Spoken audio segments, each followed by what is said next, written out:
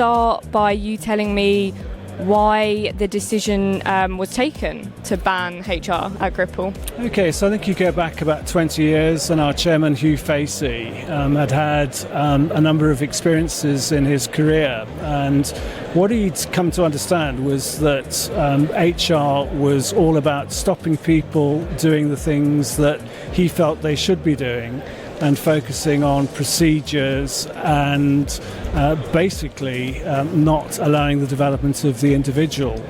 So as we grew and we developed Gripple, his focus was very much on developing the people and the culture, and as a result of that he basically said, we're not going to have an HR department, we're actually going to focus on people and culture. What has been the impact of this specifically for the people and culture team, and then the broader company in general? Well, I think the first thing it does is it focuses you on your people. And by focusing on the people, that's about the acquisition of people, it's about the retention and development of people.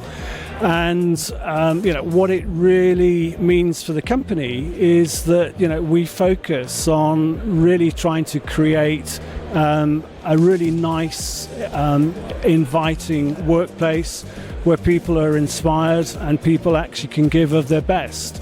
So I'm very clear that not being restricted by petty rules.